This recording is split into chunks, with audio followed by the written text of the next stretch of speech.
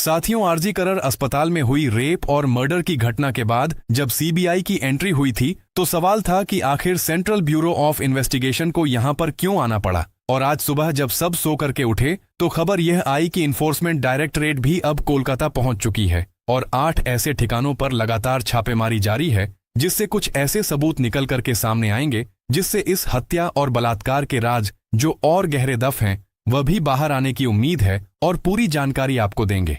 साथियों, शुरू से अभी तक क्या घटनाएं हुई हैं और उससे क्या रिजल्ट आने की उम्मीद है, और साथ ही साथ बात करेंगे पीड़ित परिवार के बयान को लेकर के जो अब दबाव से मुक्त नजर आ रहा है।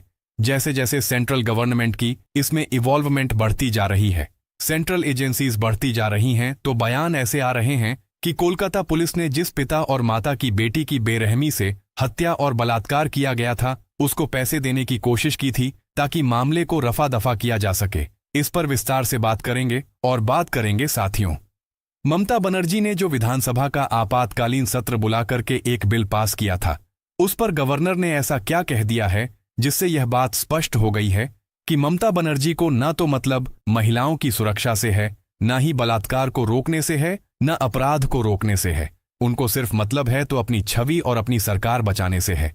साथियों, हम इन तमाम चीजों पर बात करेंगे, साथ में बने रहिएगा। तो दोस्तों, सीबीआई आखिर वित्तीय अनियमितताओं की जांच क्यों कर रही है? क्यों आर्थिक मामलों को लेकर के सीबीआई का शक गहराता जा रहा है? संदीप घोष जो ममता बनर्जी का सबसे बड़ा राजदार है उसको लेकर के आज जब ईडी आई है, तो आज जब ईडी ने आधा दर्जन के आसपास ठिकानों पर संदीप घोष और उससे जुड़े हुए लोगों के ठिकानों पर छापेमारी करनी शुरू करी, तो इससे यह बात स्पष्ट हो गई कि सीबीआई की मंशा और जांच की दिशा दोनों उस कुर्सी की तरफ बढ़ते जा रहे हैं जो इस पूरे घटनाक्रम के लिए और बंगाल में हुई हर एक आपराधिक घटना के लिए जिम्मेदार है। और वह कुर्सी कोई ऐसी वैसी कुर्सी नहीं है, वह कुर्सी पश्चिम बंगाल की सबसे ताकतवर कुर्सी है। वैसे तो आप समझ ही गए होंगे कि मैं किसकी बात कर रहा हूं, तो सुबह से आज क्या हुआ है उन तमाम चीजों पर सबसे पहले बात करते हैं।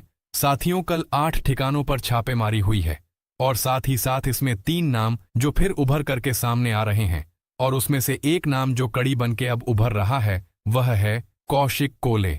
साथियों, कौशिक कोले जो संदीप घोष का बेहद करीबी माना जा रहा है। प्रसून चटर्जी, साथियों, प्रसून चटर्जी जो संदीप घोष का खास करीबी ऑपरेटर था, लेकिन यह काम क्या करता था और कहां करता था इसको जान लीजिए। यह नेशनल मेडिकल कॉलेज में जो आरजी करण से संबंध नहीं रखता था, ये एक अलग मेडिकल कॉलेज है, वहां पर डाटा एंट्री ऑपरेटर था। लेकिन संदीप घोष के केबिन और आरजी करण मेडिकल के प्रशासनिक भवन के आसपास इसको हमेशा देखा जा रहा था। और आज इसके ऊपर जब आरोप लग रहे हैं कि जो पैसे जो अवैध कारोबार चाहे, उसमें आरोप मानव अंगों की तस्करी से लेकर के दवाओं की अवैध तस्करी से लेकर के तमाम चीजों के थे, उन सब में कहीं ना कहीं प्रसून चटर्जी का नाम है। और विप्लव सिंह जो वेंडर था, जो दवाएं और तमाम किट लाता ले जाता था और साथ ही साथ उसमें किस तरह का फर्जीवाड़ा करता था, इसको लेकर के जांच हो रही है। और इसमें एक दिलचस्प बात जो निकाल करके आ रही है, इस बात से जो शक है वो और गहराता है कि संदीप घोष की तरफ से सुप्रीम कोर्ट में इस बात की याचिका लगाई गई थी कि किसी जिला अदालत में, किसी हाई कोर्ट में नहीं, सीधे सुप्रीम कोर्ट में इस बात की अर्जी लगाई गई थी कि कोई तो वकील आ जाए, कोई तो कपिल सिब्बल का ऐसा चेला मिल जाए जो सीबीआई की इस जांच को रोकने में मदद कर दे। लेकिन सीबीआई के विरुद्ध सुप्रीम कोर्ट ने फैसला देने से इनकार कर दिया और कहा कि जांच तो ऐसे ही चलती रहेगी और खुलासे ऐसे ही होते रहेंगे। और इसी को लेकर के पश्चिम बंगाल की मुख्यमंत्री ममता बनर्जी के बेहद करीबी और टीएमसी के बड़े नेता डेरेक ओब्रायन का जो ट्वीट आया, उससे भी यह दिख रहा है कि अब पश्चिम बंगाल सरकार को इस बात का खतरा नहीं है कि कौन आरोपी इस बलात्कार और हत्या की घटना में पकड़ा जाता है। अब सबसे बड़ी टेंशन टीएमसी की सरकार की इस बात की है कि आखिर जांच अगर पैसों की हुई तो आंच कहीं उस सबसे बड़ी कुर्सी पर ना आ जाए। इसीलिए उन्होंने ट्वीट किया कि सीबीआई रेप के मामले में चार्जशीट कब दाखिल करेगी। अरे सभी को जरूरत है, सभी चाहते हैं कि सीबीआई जल्द से जल्द इस बलात्कार की घटना का पर्दाफाश करें और उस मुख्य आरोपी को सजा दिलाए जिसका पूरा देश इंतजार कर रहा है, जिसने इस बर्बरतापूर्ण ढंग से 31 वर्षीय महिला डॉक्टर के साथ में इस पूरी घटना को अंजाम दिया। लेकिन आखिर क्यों इनकी इस चीज पर बोली नहीं निकल रही और क्यों यह चाहते हैं वापस इतने दिनों में बलात्कार को लेकर के, अपराधी को लेकर घटना को किसने अंजाम दिया, इस चीज को लेकर के सीबीआई से इतने सवाल नहीं पूछे गए टीएमसी की तरफ से। लेकिन अचानक से हमला क्यों बढ़ने लगा है? उसका राज सिर्फ यही है कि हत्या और बलात्कार में तो अब लगभग चीजें शेयर हो गई हैं टीएमसी की सरकार की। अब इसमें ज्यादा कुछ नहीं निकलेगा।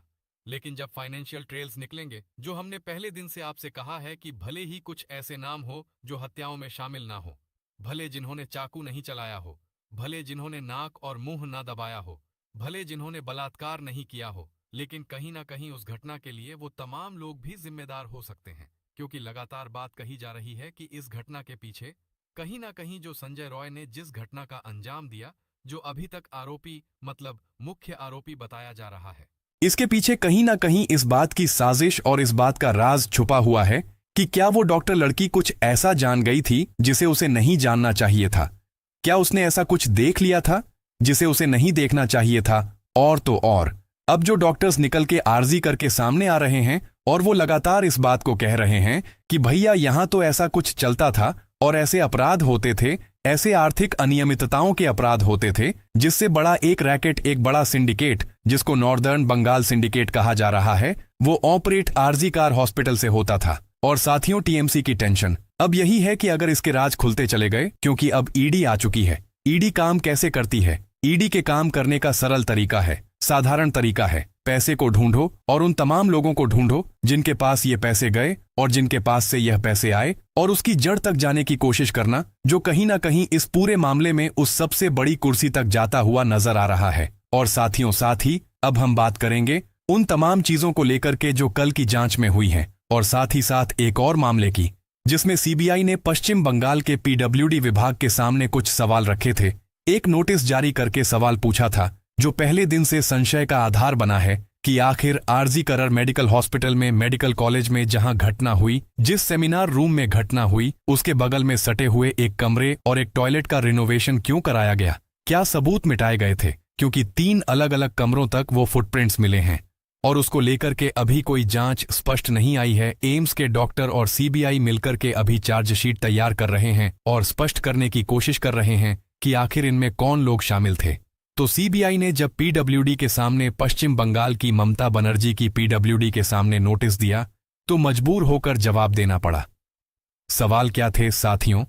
सवाल यह थे कि 3 वर्षों में आरजी कर मेडिकल हॉस्पिटल में कौन कौन से रिनोवेशन के काम हुए हैं, और क्या जिस दिन घटना हुई उसके बाद किसी तरह के रिनोवेशन का आदेश दिया गया था, और अगर आदेश दिया गया था उस पर हस्ताक्षर किसके थे? और जो पीडब्ल्यूडी का जवाब है वह चौंकाने वाला है। पीडब्ल्यूडी की तरफ से कहा गया है कि इसके आदेश डॉक्टर संदीप घोष ने दिए थे, और सवाल यहीं से गहराता जाता है साथियों, राज यहीं से गहराता चला जाता है कि क्या संदीप घोष उन तमाम सबूतों को मिटाना चाहता था, और क्या वाकई वो इन सबूतों को मिटाने में कामयाब हो गया?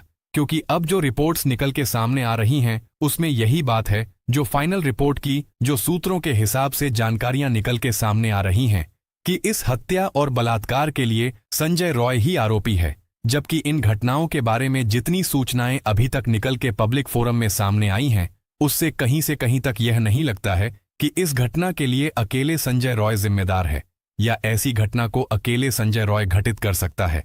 लेकिन अभी रिपोर्ट्स यही आ रही हैं। तो साथियों, सवाल वही है कि क्या संदीप घोष जिस चीज को छुपाना चाहता था उस चीज को छुपा ले गया, लेकिन उसकी नजरों से बच गया? उसका आर्थिक अपराध, इस पर और बात करेंगे।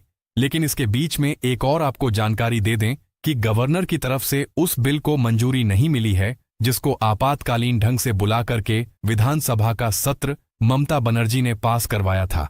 अपराजिता नाम का बिल जो पास करवाया गया, अपराजिता नाम से, जिसको लेकर के तमाम तरह के सवाल खड़े हुए, और अंत में यही बात समझ में आया कि उस बिल में ऐसा कोई प्रावधान नहीं है जो अलग हो या ऐसा कुछ हो, केवल उसमें तेजी के साथ चीजों को करने की आवश्यकता है। और हमने पिछले वीडियो में आपसे बात करी थी कि ममता बनर्जी अपराध और महिलाओं के ऊपर होने वाले अपराध में तेजी के साथ न्याय को लेकर के कितनी पक्षधर हैं, पॉक्सो कोर्ट को लेकर के या फास्ट ट्रैक कोर्ट को लेकर के, जो सब सेंट्रल गवर्नमेंट और सुप्रीम कोर्ट की गाइडलाइंस थी। उसके बाद जब बजट दिया गया तो ममता बनर्जी ने किस तरह से उसमें लापरवाही की थी और फास्ट ट्रैक कोर्ट्स नहीं बनाई थी। तो मंशा तो स्पष्ट थी। अब जो सुब गवर्नर की तरफ से कमेंट्स आए हैं उसमें यह कहा गया है कि जो बिल मेरे पास भेजा गया है उसमें तकनीकी रूप से कोई भी ऐसी बात स्पष्ट ही नहीं की गई है जिससे वह बिल के जैसा बिल लगे, और ममता बनर्जी की सरकार ने बिना कोई होमवर्क किए, आनन फानन में, केवल फेस सेविंग के लिए, अपना चेहरा बचाने के लिए, ममता बनर्जी ने चुनावी फायदे पाने के लिए इस बिल को सामने लेकर के आई थी ताकि डॉक्टर्स का जो इजिटेशन है, जो जनता के मन में आक्रोश है, वह शांत हो जाए और लोग कहने लगे भाई ममता बनर्जी जी जो है वो सबसे अच्छी मुख्यमंत्री है। देखिए कितना तेजी के साथ वो न्याय करने के लिए अग्रसर हैं। उन्होंने बिल पास कर दिया। अब गवर्नर की तरफ से इस पर लगभग उम्मीद हो चुकी है कि ना मंजूरी मिलनी है और इसके बाद ही बता दें। ममता बनर्जी सिर्फ यही ड्रामा करेंगी, अपनी गलतियों पर कोई बात नहीं करेंगी, क्योंकि उनको सिर्फ अपना चेहरा बचाना है और चुनावों के लिए अपने आप को बचा के रखना है, ताकि जब जनता के बीच में जाएं तो बड़े बड़े ऐसे बिल लेकर के ऐसे पर्चा उछाल सके। वो जो लोकसभा में भी उन्होंने एक समय पर किया था कि सभापति के मुंह पर पर्चा फेंक दिया था, वही चीज जनता के मुंह पे फेंक सके कि लो देखो हमने न्याय किया था। लेकिन गवर्नर ने, भाजपा के गवर्नर ने, केंद्र सरकार ने, नरेंद्र मोदी ने इस चीज को नहीं होने दिया। और सबसे जो महत्वपूर्ण बात है इस पूरे चर्चा की और इस पूरी बातचीत की, जो परिवार के आरोप निकल करके सामने आए हैं, परिवार के ऊपर लगातार दबाव था और यही चीज स्पष्ट हो रही है। परिवार का कहना है कि जिस दिन वह घटना हुई और पोस्टमार्टम हुआ, उसके बाद जब अंतिम संस्कार के लिए बंगाल पुलिस की तरफ से दबाव बनाया गया, जी हां, यह परिवार के आरोप हैं कि दबाव बनाया गया। पहले समझिए कि सामान्य रूप से किसी के भी साथ ऐसी घटना होती है, सामान्य व्यक्तियों के साथ, सामान्य परिवार के साथ, तो उसको किसी कानून का अंदाजा नहीं होता। हम आप किसी को भी अंदाजा नहीं होता इस बात का कि क्या क्या प्रोसीजर्स होते हैं। तो जो पुलिस कहती है उन्हीं चीजों पर लोग यकीन कर लेते हैं। पुलिस के द्वारा कहा जा रहा है, जो परिवार का आरोप है कि पुलिस के द्वारा घूस देने की कोशिश की गई थी ताकि मामले को जल्द से जल्द रफा दफा किया जा सके और साथ ही साथ शवदाह करने के लिए जल्द से जल्द आग्रह किया गया था। ये तमाम वो सवाल खड़े करता है कि क्या वाकई 5 दिनों तक जो जांच पश्चिम बंगाल की पुलिस के हाथ में रही, क्या इस दौरान वो सारे सबूत मिटा दिए गए, जिससे किसी और जो उसमें बड़े लोग शामिल थे, जिसमें कई नाम आ रहे थे, कई नामों की चर्चाएं थीं, कई नामों के ऊपर शक था, जो डायरी का जिक्र आया था कि उसकी डायरी के कुछ पन्ने फाड़ दिए गए थे। मृतक डॉक्टर के, मतलब मृतक जो डॉक्टर थी, उसकी एक डायरी जिसमें वो रोज नामचा अपना लिखती थी, उसको फाड़ दिए गए थे। क्या तमाम वो सबूत इस तरह से मिटा दिए गए? 5 दिनों में केस में ऐसी लीपापोती कर दी गई जिसके बाद अब जितना भी कोशिश कर लिया जाए, क्योंकि शव नहीं है, पोस्टमार्टम रिपोर्ट जो बनाई गई है वो बंगाल पुलिस और आरजी कर मेडिकल हॉस्पिटल और संदीप घोष की निगरानी में बनाई गई है। तो जो प्राथमिक रूप से जितने सबूत थे, मनचाहे सबूत केवल पेश किए गए हैं। क्या यह भी सवाल खड़ा हो रहा है जिससे केवल जांच की जो सुई है वह केवल संजय रॉय की तरफ जाए? लेकिन यह सब कुछ करते हुए पश्चिम बंगाल की सरकार, संभवतः उसमें मुख्यमंत्री, स्वास्थ्य मंत्री, गृह मंत्री भी शामिल हो सकती है, जो रिपोर्ट्स और जो अंदेशा लगाया जा रहा है उसके आधार पर। और संदीप घोष इस बात को भूल गए कि सिर्फ हत्या नहीं हुई है, हत्या के पीछे का जो मोटिव था, बलात्कार के पीछे का जो मोटिव था, जो इस पूरे केस में कहीं निकल करके सामने नहीं आ रहा है। लेकिन जब सीबीआई ने नए एंगल से जांच करनी शुरू करी और उसमें आर्थिक अनियमितताओं की बात करनी शुरू करी, तब जो निकल करके सामने आ रहा है उसको छुपाना यह लोग भूल गए। और अब जो निकल के सामने आ रहा है कि इसमें एक पूरा का पूरा रैकेट, जिसका नाम नॉर्दर्न बंगाल रैकेट है, सिंडिकेट है, वह अब इसमें एक्सपोज होता हुआ नजर आ रहा है। और कौशिक, कोले, प्रसून चटर्जी, विप्लव सिंह, इन 3 नाम और इसके अलावा तकरीबन 1 दर्जन नाम है जो इस पूरे सिंडिकेट, इस पूरे आर्थिक अपराध में शामिल थे। और अब जो 6 लोगों की गिरफ्तारी हुई है, उनसे जो पूछताछ चलेगी, उसके बाद अब जब इन्फोर्समेंट डायरेक्टरेट अपने ढंग से काम करना शुरू करेगी, जिससे तकलीफ हमेशा से ममता बनर्जी समेत पूरे विपक्ष को हो रही है,